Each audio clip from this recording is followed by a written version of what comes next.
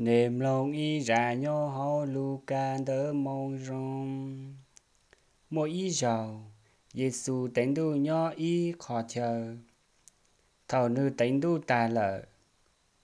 Nữ ý tu thư tỷ hài trâu nữ tìa. Húa tài, có khía bế đánh đu xử lý ra khía nữ cho thư tỷ sai. Giê-xu hài trâu lỡ tìa. Thảo nê đánh đu nê hài lì nọ.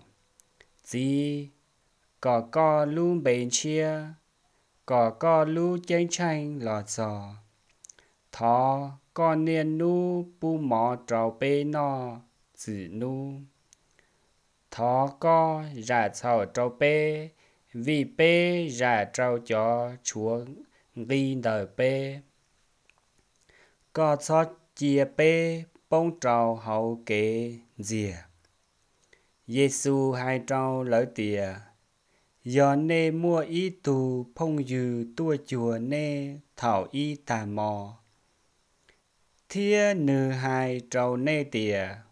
Phong dư có dài bê lưu dùa mò trâu cú.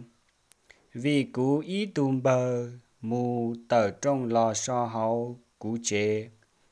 Cú chỉ mua đã chỉ trâu nữ nọ. Họ tù nhỏ hậu chế tế tìa. Cho cú lưu khó trong tư sáu lợi. Cú cho mê nhùa bế bù ta lợi. Cú sợ chỉ tàu lọ mua đã chỉ trâu có lì. Cú hai trâu nê tìa. Tái do nữ chỉ sợ lọ mua vì tùn đầu. Do nữ phong dư.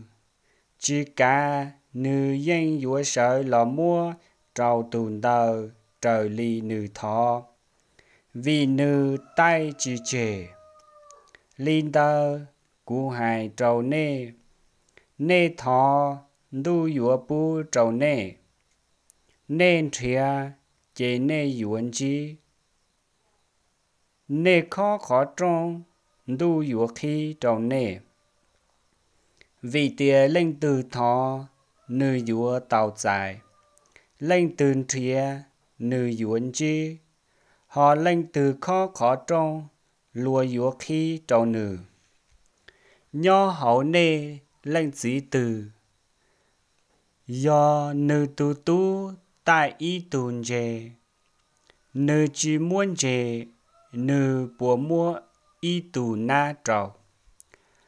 Lò lên dĩ từ.